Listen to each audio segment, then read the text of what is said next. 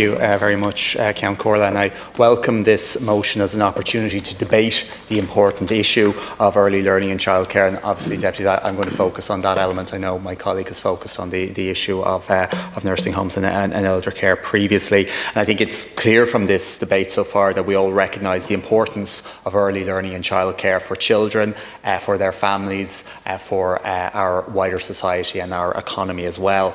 And in opposing the Deputy's motion today and in putting forward a government amendment, our objective is not to claim that there are no challenges in the sector. There are challenges, absolutely, but it's rather to demonstrate that the government have set out a pathway to address these challenges. And it's also set out that the government has already made significant strides in this regard.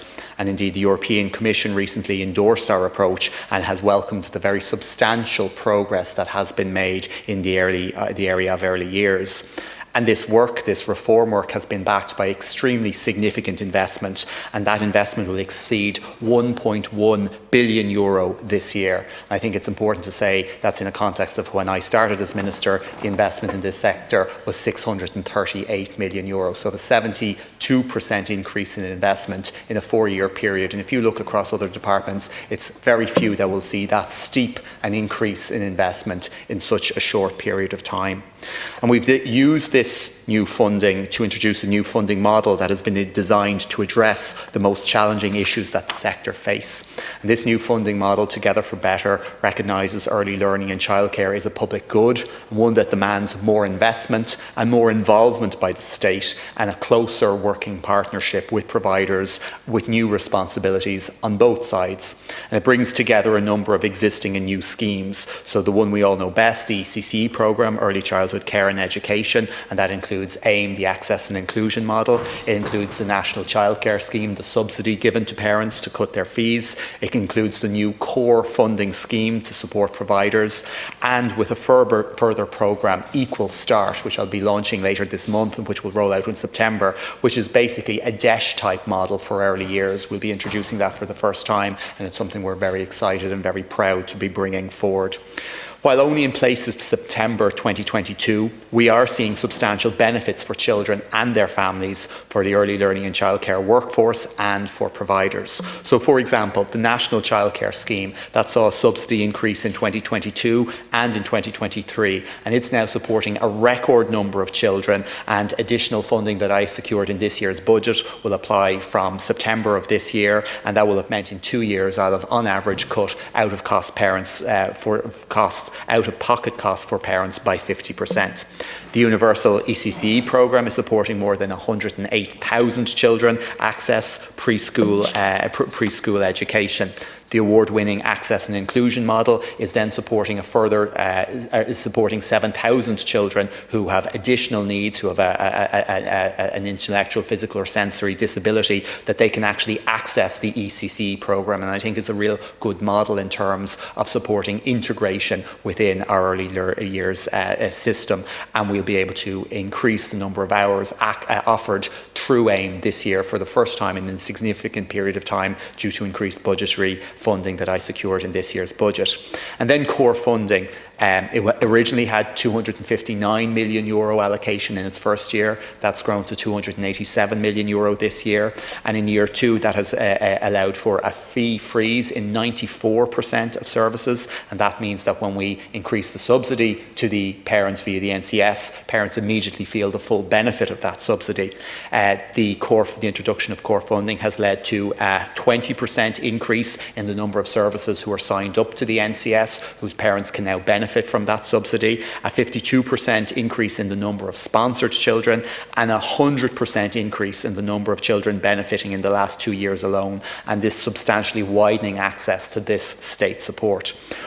The core funding has also supported the agreement of an employment regulation order for the early years sector, and that secured a pay increase for 73% of the workforce childcare professionals in September of 2022 under an employment regulation order agreed at the Labour Court by a joint Labour committee.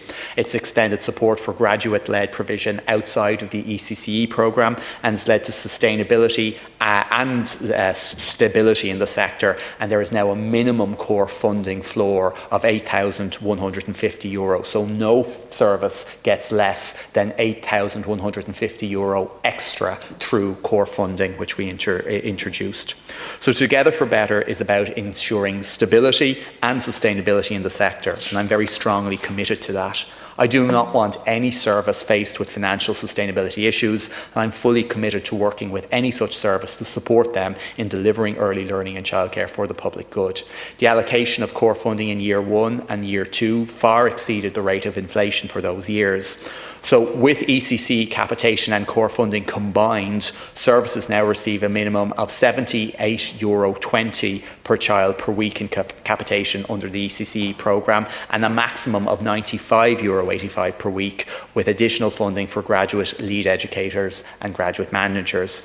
In addition to this, small and sessional services benefit from targeted measures which I introduced in 2023 at a cost of €7.2 million, specifically a flat top-up rate of €4,075 for sessional only services, and again that minimum base rate allocation of €8,150. And these measures saw the average allocation under core funding for sessional only services increase by 30% that year. So I think it is important. In year 1 of core funding we just allocated according to capacity and hours used. In year 2 we recognised that there were certain services, smaller services, part-time services, who needed additional support, and we used our extra funding in year 2 to channel specific supports to those services.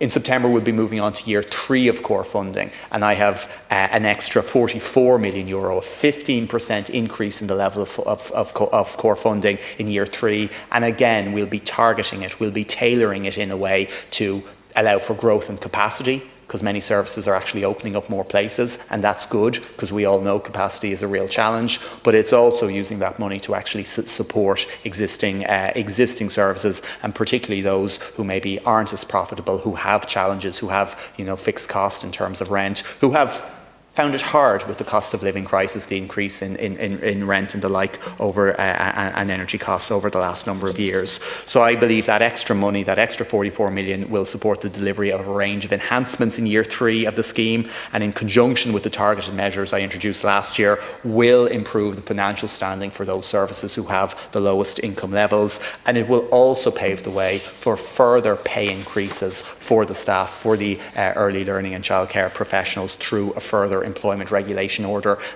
We're hoping to see that agreed in the next number of weeks, which will be a second pay increase, agreed pay increase, again, the only time that has been ever achieved.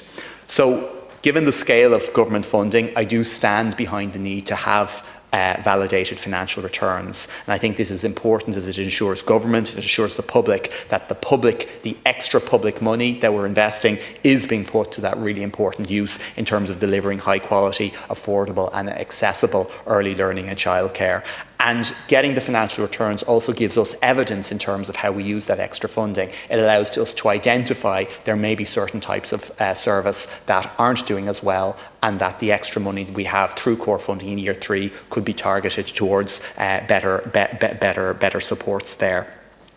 So that funding work isn't taking place in isolation. It's part of a wider set of measures that we're bringing forward. So we have Nurturing Skills, which is the workforce plan, and that's all about ensuring that early people thinking of entering as an early years professional see a career pathway for themselves, see an ability to maybe improve their qualifications, and as such get higher levels of pay, see that they have a future for themselves in that sector, which is important because there are recruitment pressures there, and I absolutely recognise that. We have a new scheme to help encourage early years professionals take up higher levels of degrees, and the state will meet a significant part of those costs. That's all part of supporting recruitment and retention. We have the National Action Plan for Childminding, which is to allow parents who use childminders draw down the NCS in a new appropriately regulated sector. And we have the Building Blocks Capital Programme, which is recognising that there are challenges on the capacity side, and it's about the state bringing money in to support the expansion of existing services. There'll be an allocation for that this year, and a larger allocation in 2025 that I've been able to secure under the new NDP. Just to conclude, I have absolutely focused on 3 key issues since I became Minister: sustainability for providers, improving pay for early year professionals, and reducing costs for parents. We've made substantial progress in all 3 areas. There are still real challenges across all 3. We have a new challenge now in capacity, and we're looking to address that as well. And my final point: early years in Ireland only started to get state investment in 2008 with the introduction of the first year of ECCE. All the rest of Europe has been investing in this for decades. We are playing catch up, but in a 4-year period we have done a dramatic amount of catch up in terms of the investment and in terms of the reform. And I will continue to work with everybody across the sector, providers, parents, staff, everybody, so we can continue to address those challenges, make it a better system for everyone working, and most importantly, deliver better early learning and care for children in this country.